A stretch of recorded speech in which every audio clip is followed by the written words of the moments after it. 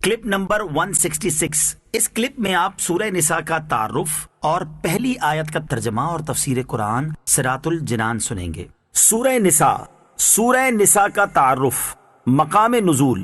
سورہ نساء مدینہ منورہ میں نازل ہوئی ہے۔ آیات، کلمات اور حروف کی تعداد، اس میں 24 رکوع، 176 آیتیں، 3045 کلمے اور 16030 حروف ہیں۔ نساء نام رکھنے کی وجہ، عربی میں عورتوں کو نساء کہتے ہیں اور اس صورت میں بکثرت وہ احکام بیان کیے گئے ہیں جن کا تعلق عورتوں کے ساتھ ہے، اس لیے اسے سورہ نساء کہتے ہیں۔ سورہ نساء کے فضائل۔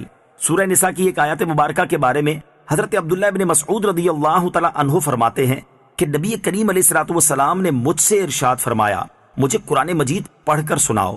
میں نے عرض کی، یا رسول اللہ صلی اللہ تعالی علیہ وآلہ وسلم، میں آپ کو پڑھ کر سناؤں حالانکہ یہ تو آپ پر نازل فرمایا گیا ہے؟ ارشاد فرمایا، ہاں تم پڑھ کر سناؤ۔ چنانچہ میں نے سورہ نساء پڑھی حتیٰ کہ جب میں اس آیت پر پہنچا، فَكَيْفَ إِذَا جِئْنَا مِن كُلِّ أُمَّةٍ بِشَهِيدٍ وَجِئْنَا بِكَ عَلَى هَؤُلَاءِ شَهِيدًا۔ ترجمہ، تو کیسا حال ہوگا جب ہم ہر امت میں سے ایک گواہ لائیں گے اور اے حبیب تمہیں ان سب پر گواہ اور نگہبان بنا کر لائیں گے۔ تو آپ علیہ الصلوۃ والسلام نے ارشاد فرمایا، بس کرو، اب تمہارے لیے یہی کافی ہے۔ میں حضور پرنور علیہ الصلوۃ والسلام کی طرف متوجہ ہوا تو دیکھا کہ آپ کی مبارک آنکھوں سے آنسو روا ہے۔ نمبر 2، حضرت عمر فاروق رضی اللہ تعالی عنہ فرماتے ہیں، سورہ بقرہ، سورہ نساء، سورہ مائدہ، سورہ حج اور سورہ نور سیکھو کیونکہ ان سورتوں میں فرض علوم بیان کیے گئے ہیں۔ نمبر 3، حضرت عبداللہ ابن عباس رضی اللہ تعالی عنہما فرماتے ہیں کہ جس نے سورہ نساء پڑھی تو وہ جان لے گا کہ وراثت میں کون کس سے محروم ہوتا ہے اور کون کس سے محروم نہیں ہوتا۔ نمبر 4، حضرت عمر فاروق رضی اللہ تعالی عنہ فرماتے ہیں، جس نے سورہ بقرہ، سورہ آل عمران اور سورہ نساء پڑھی تو وہ اللہ تعالیٰ کی بارگاہ میں حکمت والے لوگوں میں سے لکھا جائے گا۔ سورہ نساء کے مضامین۔ اس سورت کا مرکزی مضمون یہ ہے کہ اس میں یتیم بچوں اور عورتوں کے حقوق اور ان سے متعلق احکام بیان کیے گئے ہیں، جیسے یتیم بچوں کے مال کو اپنے مال میں ملا کر کھا جانے کو بڑا گناہ قرار دیا گیا، ناسمجھ یتیم بچوں کا مال ان کے حوالے کرنے سے منع کیا گیا، اور جب وہ شادی کے قابل اور سمجھدار ہو جائیں تو ان کا مال ان کے سپرد کر دینے کا حکم دیا گیا۔ یتیموں کے مال ناحق کھا جانے پر وعید بیان کی گئی۔ اسی طرح عورتوں کا مہر انہیں دینے کا حکم دیا گیا اور مہر سے متعلق چند اور مسائل بیان کیے گئے۔ میراث کے مال میں عورتوں کے باقاعدہ حصے مقرر کیے گئے۔ ان عورتوں کا ذکر کیا گیا جن سے نسب، رضاعت اور مصاہرت کی وجہ سے ہمیشہ کے لیے نکاح حرام ہے، اور جن عورتوں سے کسی سبب کی وجہ سے عارضی طور پر نکاح حرام ہے۔ ایک سے زیادہ عورتوں کے ساتھ شادی کرنے کے احکام بیان کیے گئے اور نافرمان عورت کی اصلاح کا طریقہ ذکر کیا گیا۔ اس کے علاوہ سورہ نساء میں یہ مضامین بیان ہوئے ہیں۔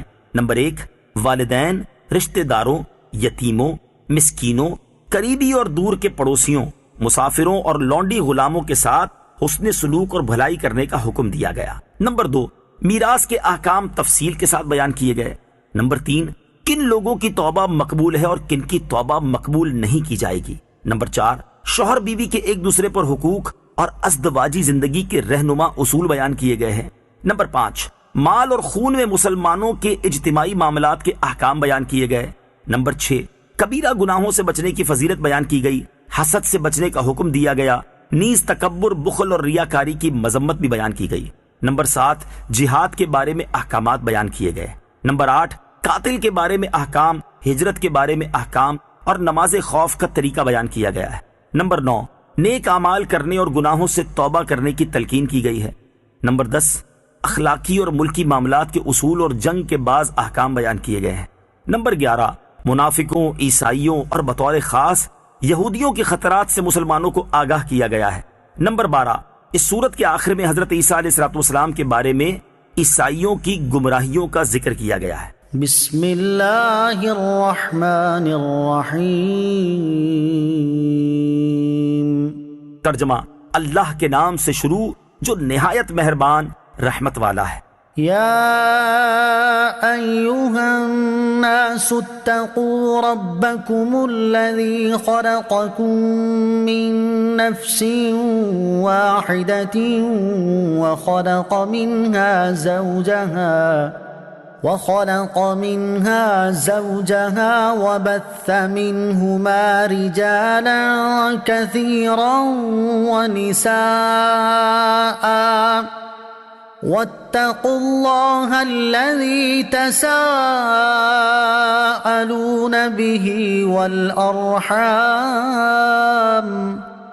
إن الله كان عليكم رقيبا۔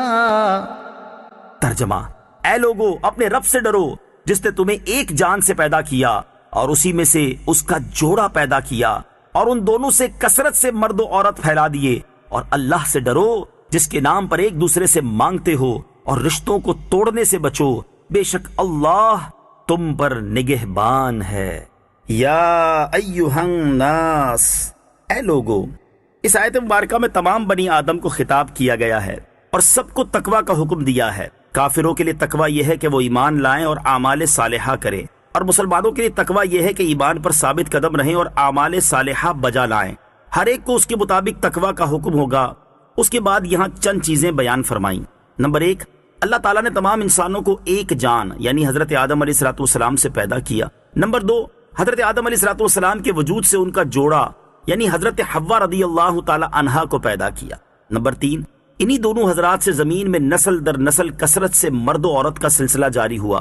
نمبر 4، چونکہ نسل انسانی کے پھیلنے سے باہم ظلم اور حق تلفی کا سلسلہ بھی شروع ہوا، لہذا خوف خدا کا حکم دیا گیا تاکہ ظلم سے بچیں، اور چونکہ ظلم کی ایک صورت اور بدتر صورت رشتہ داروں سے قطع تعلقی ہے، لہذا اس سے بچنے کا حکم دیا۔